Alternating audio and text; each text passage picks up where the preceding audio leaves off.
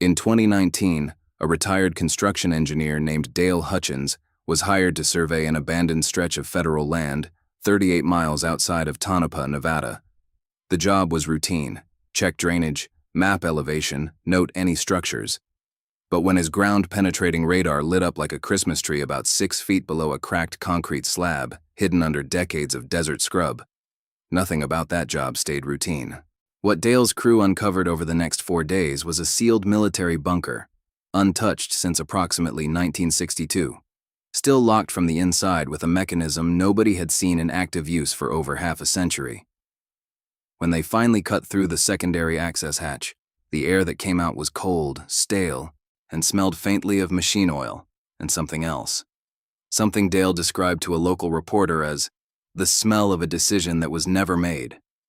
Inside were 30 objects that the U.S. Army had apparently placed there and then simply forgotten, or maybe hoped the world would forget along with them.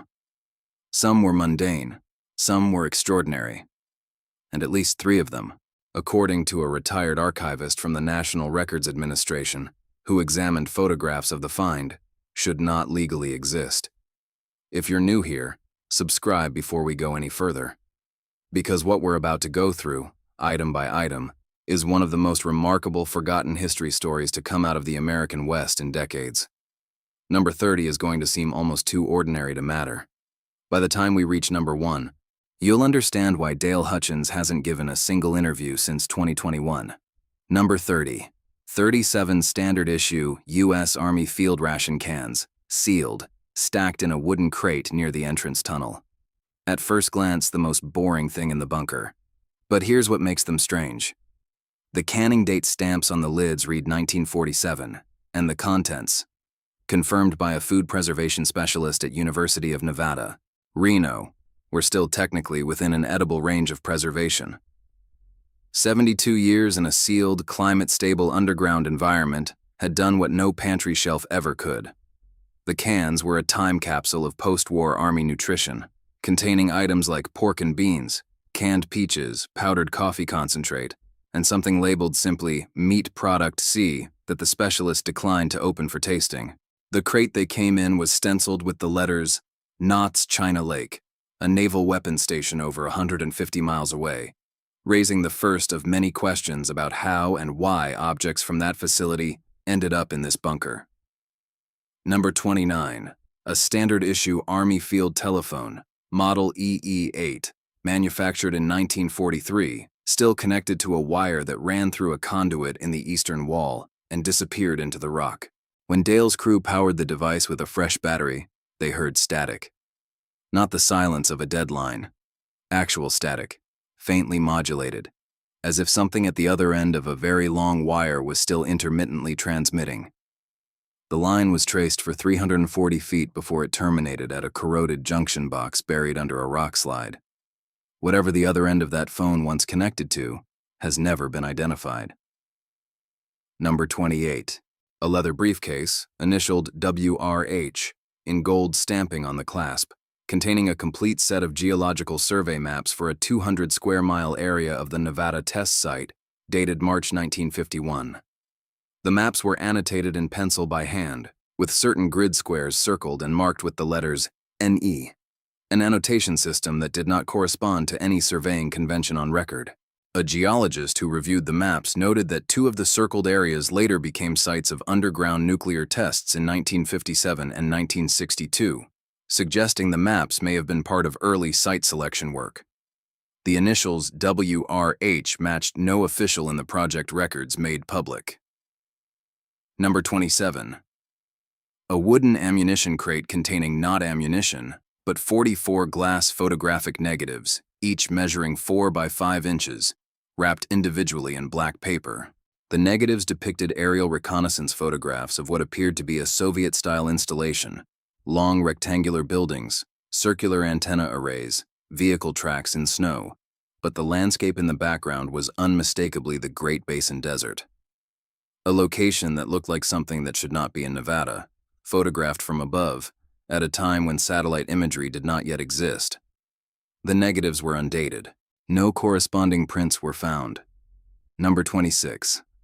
A civilian wristwatch, Elgin brand, manufactured around 1949, engraved on the back with the words, "For the hours you gave us that we can never give back." The watch had stopped at 5:29, but whether AM or PM, and on what date was impossible to determine. It sat alone on a small metal shelf bolted to the wall near what appeared to be a sleeping area. One bunk, one pillow, one wool blanket still folded. Someone had lived in this bunker, at least for a time. Number 25. A sealed metal canister, roughly the size of a coffee thermos, stenciled with a biohazard symbol and the designation, "Sample, do not open, Authority USAMRIID." The Army's Medical Research Institute. The canister was sent for analysis without being opened, which is the correct and only sensible response to finding something like that in a 60-year-old sealed room. The results of that analysis have not been made public. Dale Hutchins was asked to sign a non-disclosure agreement before he was allowed to leave the bunker site on the third day. He signed it. Number 24. An almost perfectly preserved U.S. Army Signal Corps radio transmitter, ANGRC-9 model, nicknamed the Angry 9 by field operators during the Korean War for its temperamental frequency drift. This one, however, had been modified extensively. 3 additional circuit boards had been soldered into the chassis by someone with obvious technical skill, and the frequency dial had been recalibrated to cover a range that overlapped with frequencies used by early Soviet military communications. Someone had turned a standard field radio into something considerably more capable. The modifications bore no serial numbers and matched no known upgrade kit in Signal Corps documentation. Number 23. A box of 500 index cards, each filled out in the same neat block handwriting, each describing a named individual. Rank, physical description, known associates, last confirmed location, and a column labeled status, filled in with one of 3 words, active, relocated, or resolved. There were 500 cards. The word resolved appeared on 47 of them. No last names were used on any card, only first names and a 3-digit code. The cards were turned over to federal archivists and have not been released under any Freedom of Information request filed since the discovery. Number 22. A folded topographic map of Las Vegas and the surrounding valley, printed in 1955, with several buildings in the downtown area, circled in red grease pencil, and annotated with dates in the 1956-1958 range. Cross-referenced against historical records, 3 of the circled buildings were hotels that hosted major labor union conferences during that period. A 4th was the federal courthouse. Whatever surveillance or planning this map represented, it was meticulous and it was targeted. Number 21. 14 reel-to-reel audio tapes, Scotch brand, labeled in numerical sequence with no other identifying information. When the first reel was played on equipment brought in specifically for the purpose, it contained a conversation in English between 2 men, neither identified, discussing what appeared to be funding allocations for something referred to only as the program. The audio quality was exceptional. The voices were calm, businesslike, and completely unidentifiable. The remaining 13 reels have reportedly been transferred to federal custody. Whether they've been listened to is unknown. Number 20. A standard Army-issue M1911 pistol, .45 caliber, fully loaded with 7 rounds in the magazine, cleaned and oiled as if prepared for immediate use. The serial number had been professionally removed, not scratched off crudely, but machined away cleanly by someone with the right tools and the right reason. No prints, no markings. Just a loaded anonymous weapon left on a table, as if someone had set it down for a moment and never come back. Now, before we keep going, drop a comment below with what you think resolved means on those index cards. The theories people have sent in since this story broke are wild, and I want to know what you're thinking. Back to the bunker. Number 19. A complete darkroom setup. Enlarger, chemical trays, developing tanks, safe lights, all from the early 1950s, all in working condition according to a photography historian who examined the find. The chemicals had long since evaporated or solidified, but the equipment itself was professional grade, the kind used for precise reproduction work, not casual snapshots. Given the photographic negatives found elsewhere in the bunker, this darkroom was clearly the production facility for whatever intelligence imagery was being processed here. an underground, off-the-books photo lab in the Nevada desert, connected to no official record. Number 18. A hand-drawn organizational chart, roughly 3 feet by 4 feet, drafted on drafting paper in India ink. It depicted a hierarchy of positions, no names, only titles and code designations, branching downward from a single position at the top, labeled only coordinator. The chart had 34 positions. Many were connected with dotted lines as well as solid ones, suggesting both formal reporting relationships and informal ones. A historian who studies Cold War intelligence structures reviewed a photograph of the chart and said, and I'm quoting here, "This doesn't match any organizational model I've seen in declassified documents. This was either experimental, unauthorized, or both." Number 17. A crate of scientific instruments, 2 Geiger counters in leather cases, a dosimeter set of 12 individual units, and a calibration chart for radiation measurement. The Geiger counters worked when tested with a fresh battery. The dosimeters, which measure cumulative radiation exposure over time, were all pinned at their maximum reading, meaning whoever carried them had received the maximum dose the instrument could record before the needle simply stopped moving. Those dosimeters were personal. Someone wore them, and then left them here. Number 16. A journal, 200 pages, cloth-bound, written entirely in a personal shorthand that no linguistic analyst has yet fully decoded. What has been decoded suggests entries spanning from early 1958 to sometime in late 1961. Recurring themes include references to the test series, anxiety about contamination drift, and repeated mentions of a person referred to only as the Colonel, who appears to have been both the journal writer's superior and, by later entries, someone the writer had come to deeply fear. The final legible entry, from what is estimated to be October 1961, ends mid-sentence. Number 15. A complete set of architectural blueprints for a facility that does not appear in any public record of Nevada construction. The facility depicted was large, multi-level, partially underground, and located according to the blueprint's coordinate notations in an area of the Nevada test site that is still classified and off-limits to the public. The blueprints were stamped with a security classification designation that has not been used by the U.S. government since 1969, when that classification tier was formally retired. Whatever was built or planned from these blueprints, it predates the records that would normally document it. If you haven't subscribed yet, do it now. Because what we're about to get into in the top 14 is where this story stops being strange and starts being something else entirely. Number 14. A set of 12 glass specimen jars, each sealed with wax, each containing soil samples labeled with grid coordinates. When those coordinates were mapped, they formed a precise ring, 3 miles in diameter, centered on a point in the Nevada desert approximately 90 miles northwest of the bunker. That center point was the location of an above-ground nuclear test conducted in 1957. The soil samples, presumably taken after the test, showed radiation levels that a nuclear physicist reviewing the data called dramatically inconsistent with what official monitoring records from that test show. The official record said the area was clean. These jars said otherwise. Number 13. A leather-bound codebook, 60 pages, containing a substitution cipher that took a team of NSA-affiliated cryptologists 4 months to partially break. The decoded portions revealed references to communications channels between the bunker and at least 2 other locations. One in Arizona, one designated only as Station Echo. No Station Echo has ever appeared in any declassified military communication document. The codebook itself was printed, not handwritten, meaning it was produced in a print run of at least 2 copies. The second copy has never been found. Number 12.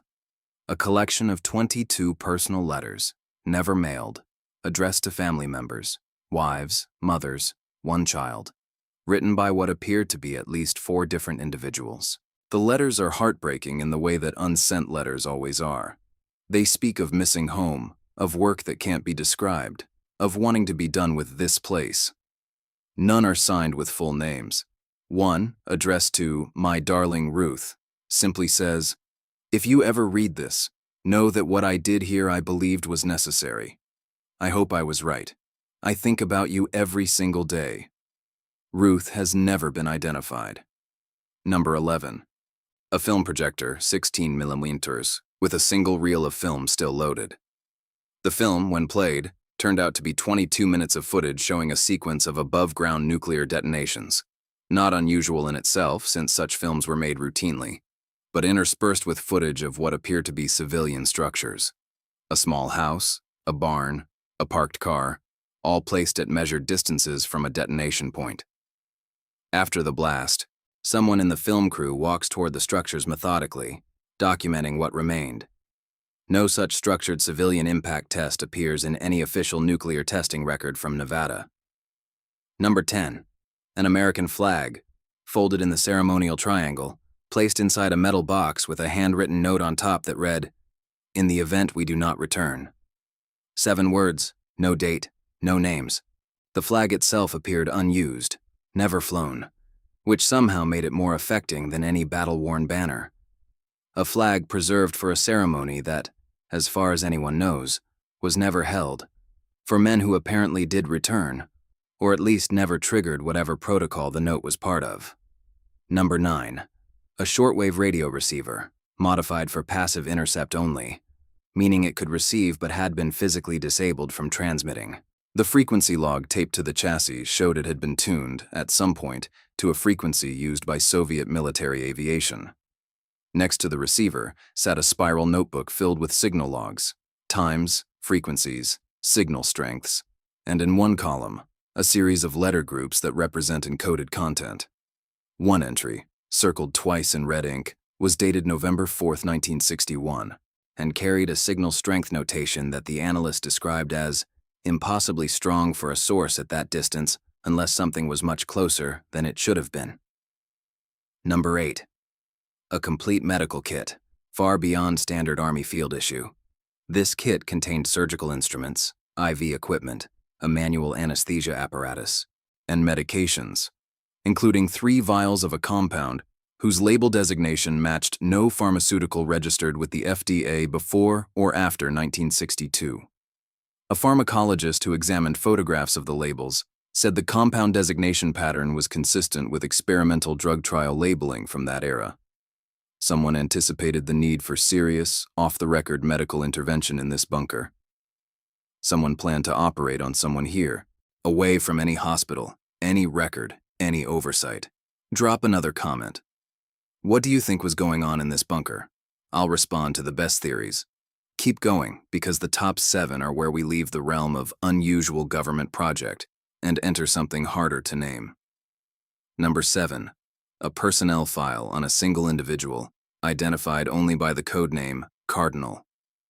The file contained a physical description: male, 5'11", dark hair, a scar above the right eyebrow, a psychological profile written by someone with obvious clinical training, a list of known languages, English, Russian, German, and what the file listed as Turkic dialect, functional, and a section titled Termination Parameters that contained 3 numbered conditions under which certain actions were authorized. The word termination in 1960s intelligence documents did not always mean what most people assume it means, but the clinical specificity of the 3 conditions in this file left very little room for interpretation.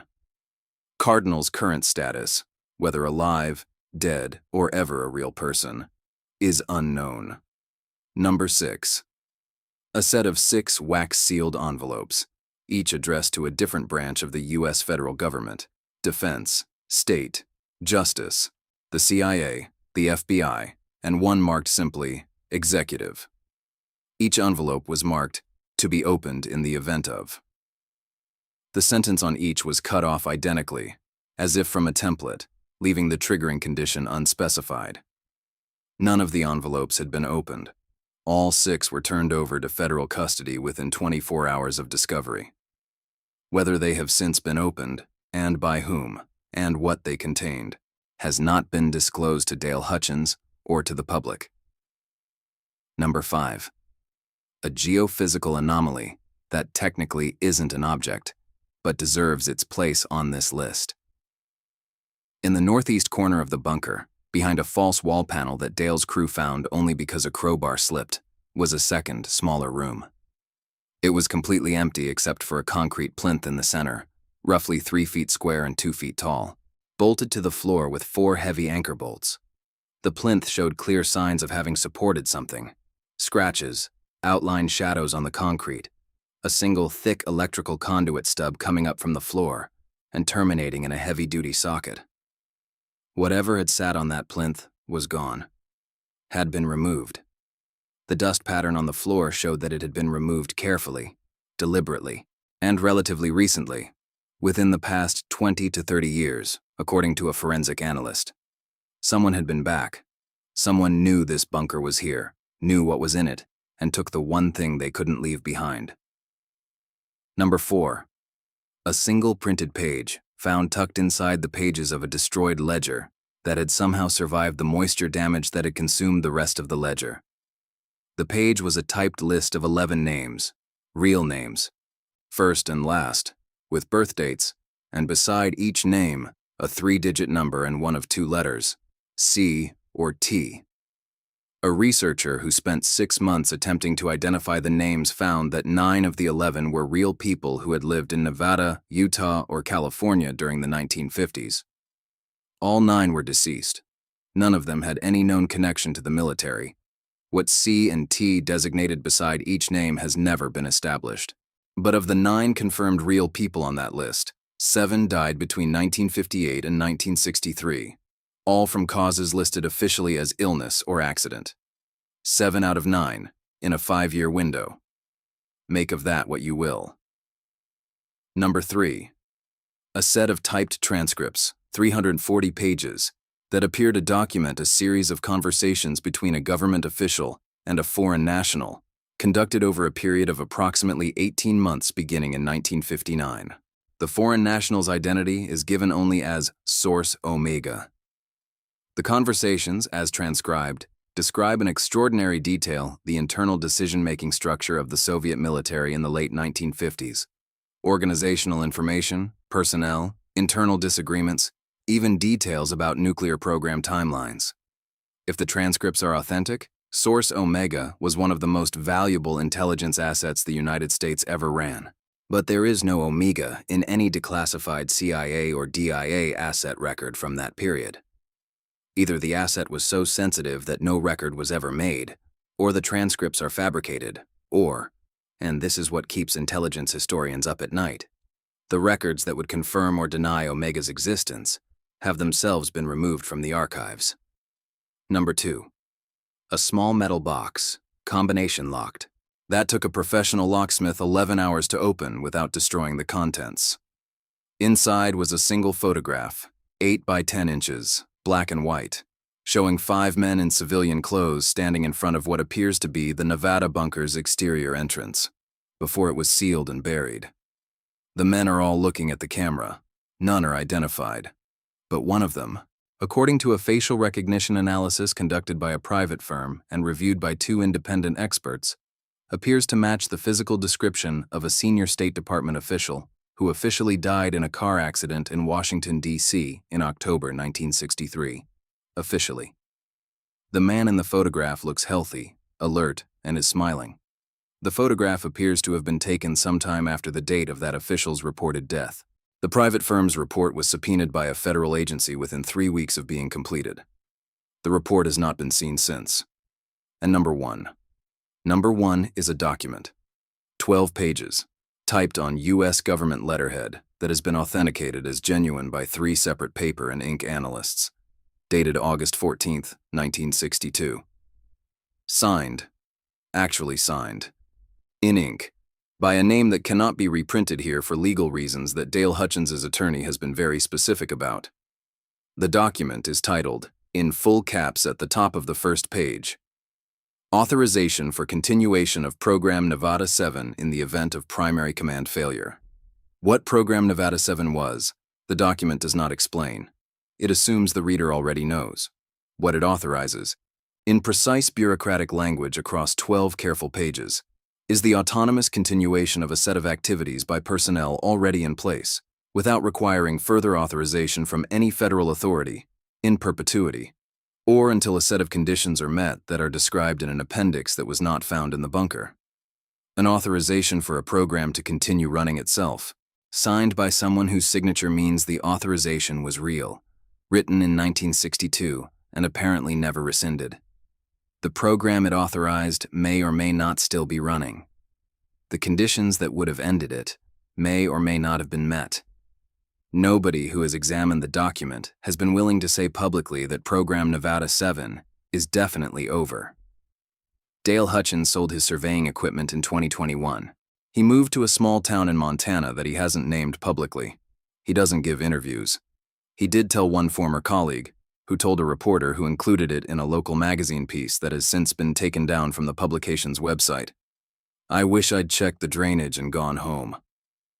30 objects in a forgotten room beneath the Nevada desert. Some of them explain themselves. Most of them don't. All of them were left there by people who made decisions we'll probably never fully understand, for reasons that the paperwork hints at, but doesn't complete. The bunker has been resealed.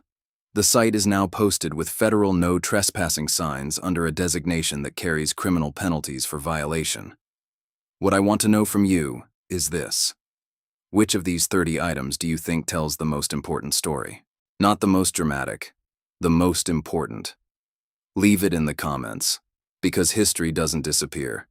It just waits underground until somebody with a ground-penetrating radar and too much curiosity finds it again.